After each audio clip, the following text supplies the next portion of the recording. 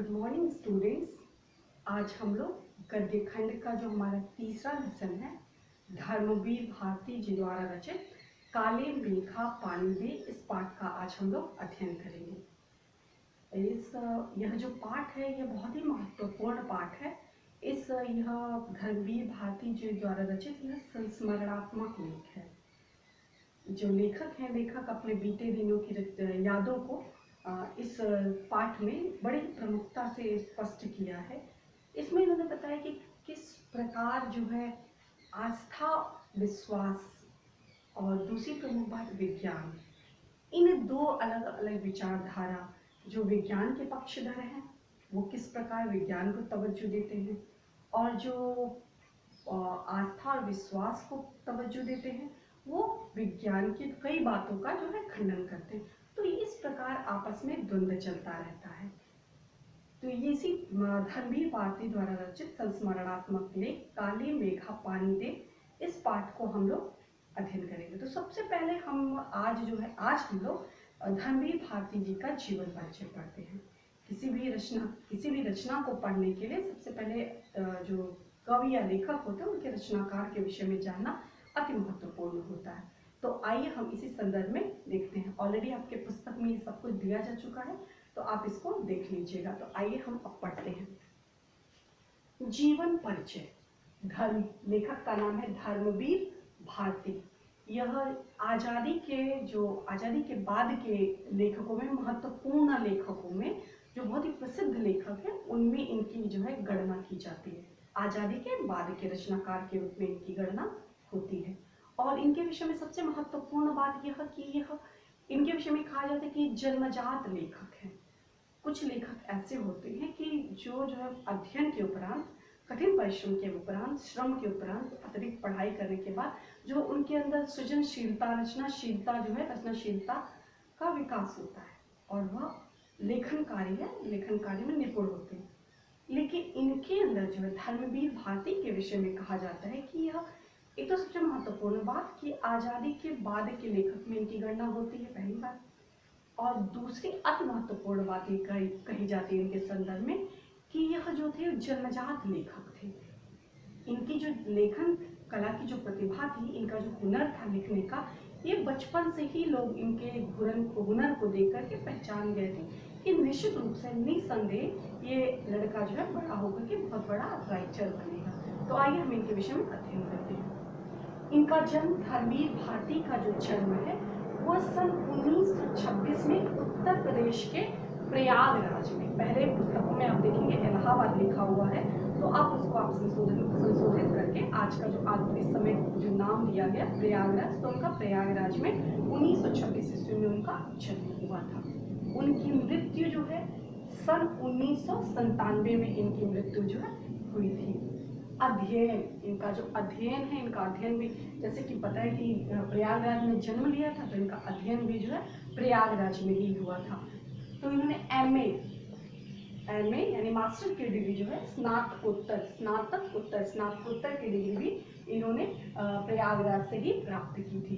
उसके बाद इन्होंने पीएचडी, जो डॉक्टरेट की उपाधि होती है, वो डॉक्टरेट की उपाधि जो है सिद्ध साहित्य, तो हिंदी साहित्य का ही एक पार्ट है, सिद्ध साहित्य पर इन्होंने पीएचडी जो है, डॉक्टरेट सिद्ध साहित्य पर इन्होंने जो है पीएचडी की उपाधि प्राप्त की थी।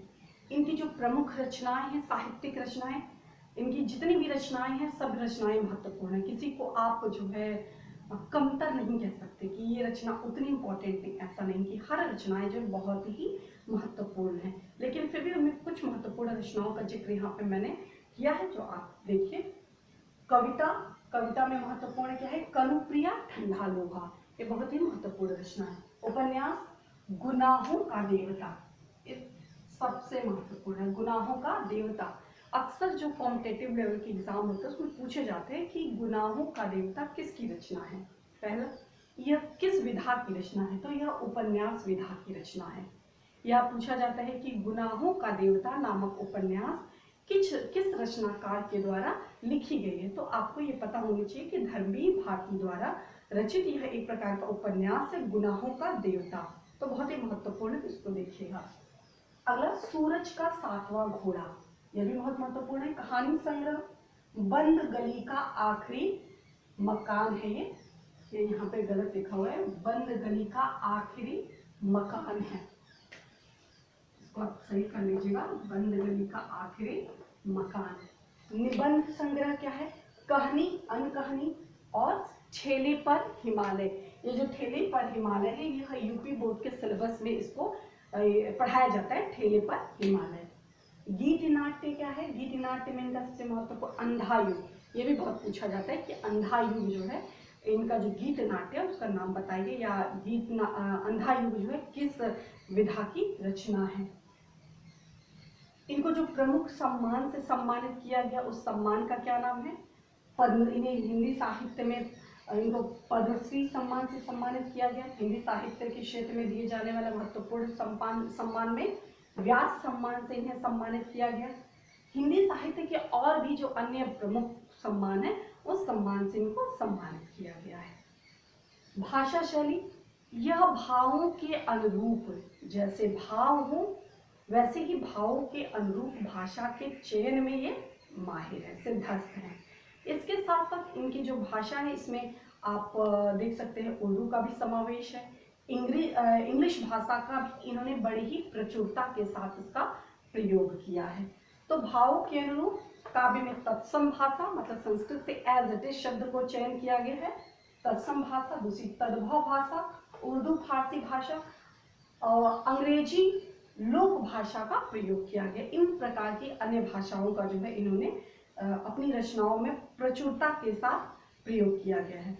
और इनकी जो सबसे महत्वपूर्ण बात, उनके द्वारा एक पत्रिका पूछी जाती है कि यह धर्मवीर भारती जी द्वारा रचित, उन्होंने कौन सी पत्रिका रचित नहीं, उनके द्वारा जो है संपादित कौन सी पत्रिका जो है जानी जाती, तो उनके द्वारा जो संपादित पत्रिका है जिसका संपादन उन्होंने किया उसका नाम है धर्मयुग, और यह एक प्रकार की साप्ताहिक पत्रिका है।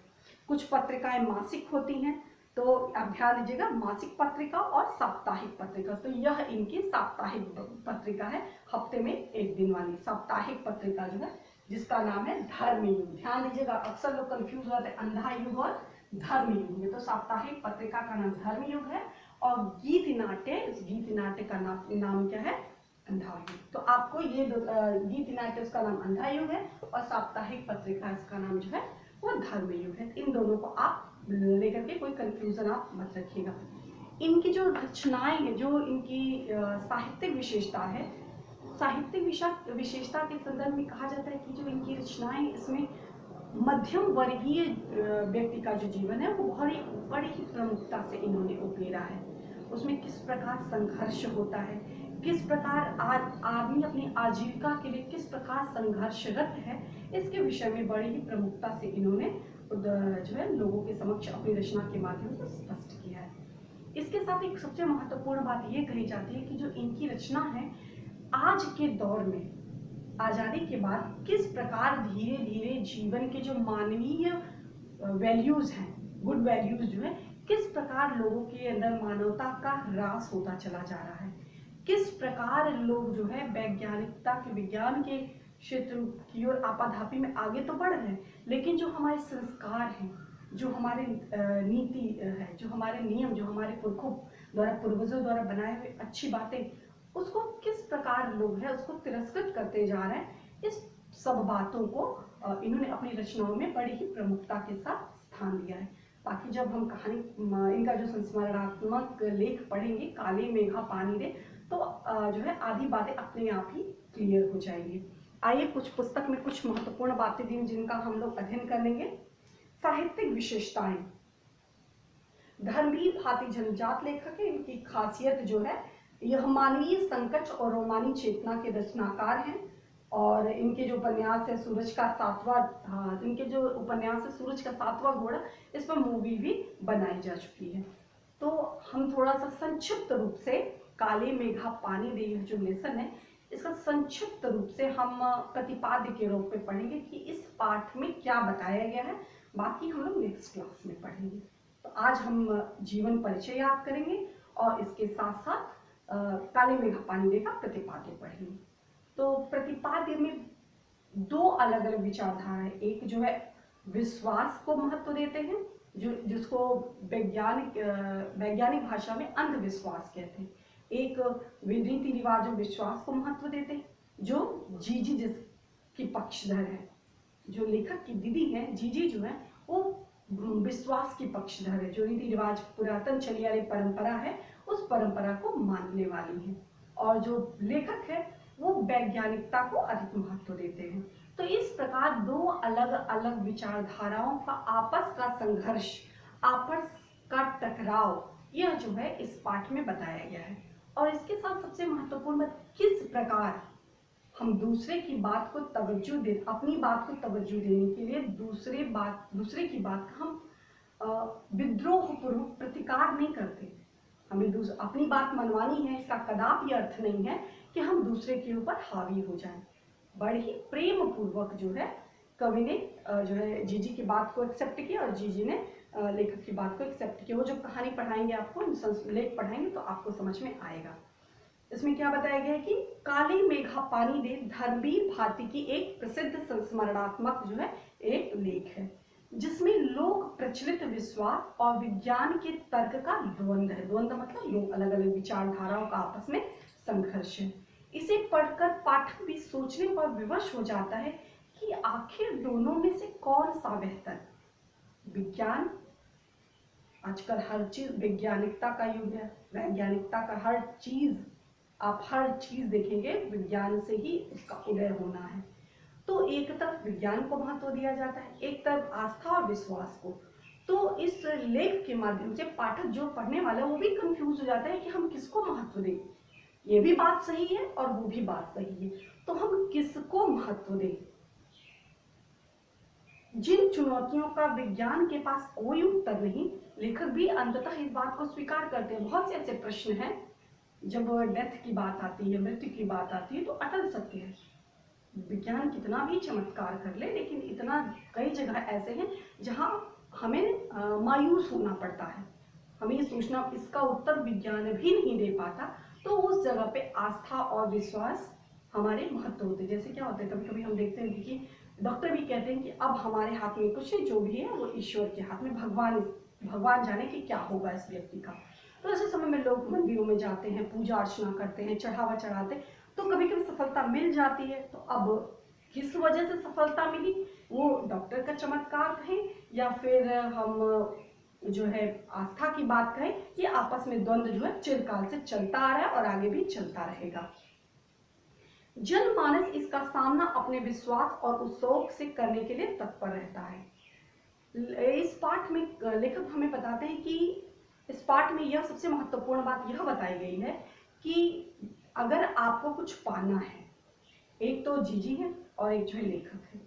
जीजी जो है आस्था और विश्वास का समर्थन करती हैं। जीजी कहती हैं कि जो है पूरे गांव में हर जगह जो है सूखा पड़ा हुआ है और पानी नहीं हो। इंद्र देवता बहुत ही नाराज हैं मनुष्य के कृत्यों से, इंद्र देवता पूरी तरह से नाराज हैं। तो कुछ क्रियाकलाप है, जिन क्रियाकलापों को करने के उपरांत इंद्र देवता प्रसन्न होंगे और जो है अत्यधिक वर्षा होगी।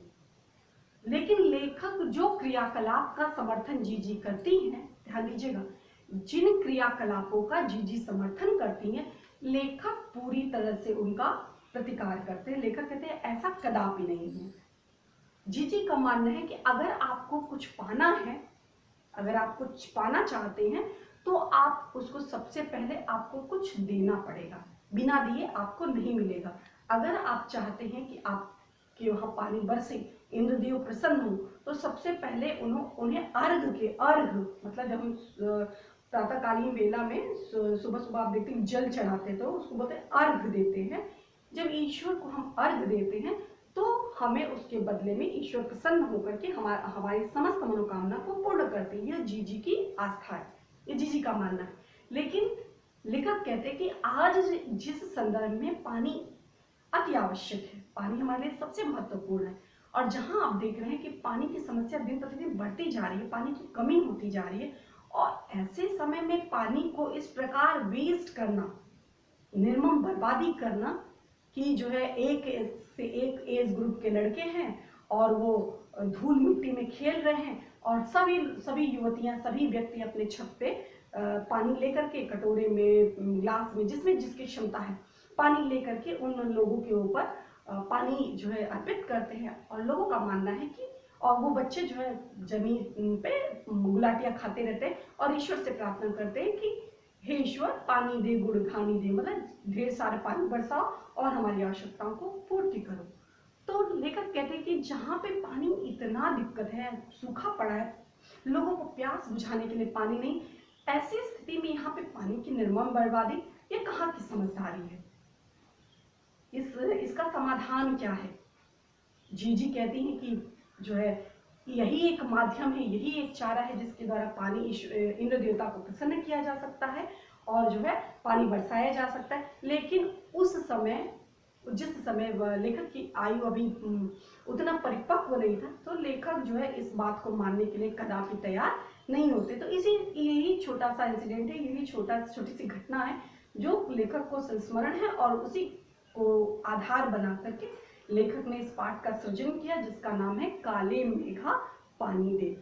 तो लेखक क्या कहते हैं कि इसमें दान और त्याग की इसी भावना को लेखक ने बताया है। यह जो अंधविश्वास तो बिल्कुल नहीं हो सकता, क्योंकि इसमें लेखक कहते हैं कि अगर अंधविश्वास तब होता जब किसी व्यक्ति की हानि होती, जब हम किसी को कोई दे कुछ, जब लेखक का मन जो है सेट हो गया, परिपक्व हो गया, जीजी के कथन का समर्थन करें, तो आज उनको रियलाइज हो रहा है कि भले ही इसमें कोई किसी वर्ग का नुकसान तो है नहीं, कहीं ना कहीं अगर किसी वर्ग का अगर फायदा नहीं होता, सपोज ये कार्य करने से किसी को फायदा नहीं हो रहा है, लेकिन अगर इस काम को करने से फायदा भले न हो, लेकिन अगर किसी का नुकसान भी नहीं हो रहा है तो किसी का दिल ही रखने के लिए हम वो काम कर दें। बहुत से ऐसी चीजें होती हैं जो हमारा मन नहीं होता करने का, लेकिन हम इसलिए वो काम कर देते हैं कि हो सकता है किसी का विचार ही इस बात पे, किसी का दिल, किसी को खुशी मिल जाए, यही सोच करके उस कार्य को हम कर दें। तो उस समय लेखक उस कार्य को इसीलिए करता है क्योंकि जीजी चाहती है। तो इसी संदर्भ में आज लेखक कहते हैं कि हमें जो है कुछ चीजों को विज्ञान के तर्क से ऊपर उठ करके सोचना चाहिए। हर प्रश्न का उत्तर विज्ञान के माध्यम से नहीं दिया जा सकता। विज्ञान हर चीज संभव करने में सफल है, निसंदेह, कोई डाउट नहीं, लेकिन इसके साथ साथ बहुत से ऐसे प्रश्न हैं जिसके प्रश्न जो है अनसुलझे प्रश्न हैं, जिन प्रश्नों का उत्तर विज्ञान के द्वारा नहीं ढूंढा जा सकता। ये आस्था और विश्वास है, जिन आस्था विश्वास अगर आप मानिए तो आपकी सत्ता, ना मानिए तो आपकी सत्ता नहीं है। विश्वास से दिव्याज्ञानिकता नहीं लगता है, विपरीत परिस्थितियों में भी जीने और उत्सव मनाने के लिए भारतीयता को दिखाता है। लेखक का एक वैज्ञानिक मन भी अपने जीजी से संतुष्टि और उसके प्रति उसका सद्भाव बचाए रखने के लिए उन तमाम रीति रिवाजों को ऊपरी तौर पर ही सही अपनाने को बाध्य बना हुआ है। लेखक उस उम्र में न चाहते हुए, लेखक उस उम्र में जीजी की बातों से पूर्णतः और समर्थन नहीं करता, लेकिन फिर भी ऊपर के ही मन से कि जीजी को, चलो जीजी खुश हो रही है तो चलो हम इस कार्य को कर देते हैं। तो यह इस प्रकार जो है संक्षिप्त रूप से लेखक का परिचय, जीवन परिचय था, और जो है संक्षिप्त रूप से हमने आपको बताया कि किस प्रकार दो अलग अलग विचारधाराओं का आपस में संघर्ष दिखाया गया है और हमारी संस्कृति और हम मानवीयता को इस पाठ में बड़े ही प्रमुखता के साथ उकेरा गया है। और दो विरोधी विचारधाराओं को जब हमें अपना मत मानना है, अपने मत का समर्थन करना है, तो जरूरी नहीं है कि हम किसी को नीचा दिखा करके हम अपना प्रभुत्व स्थापित करें। अपना प्रभुत्व स्थापित करने के लिए हमें स्वतः ही ऊंचा बनना पड़ता है। तो यह इस प्रकार हमारे संक्षिप्त रूप से इस काले मेघा पानी दे का छोटी सी समरी थी। और कल जो है हम लोग इस पाठ का, संपूर्ण पाठ का हम लोग अध्ययन करेंगे। तो आप लोग होमवर्क के रूप में आप जीवन परिचय तैयार करेंगे और जो है इस कहानी को पूरा, जो संस्मरण है, संस्मरण को पूरा आप पढ़ लेंगे, ताकि आप जब लोग नेक्स्ट डे पढ़े तो आपको आसानी से समझ में आ सके। धन्यवाद।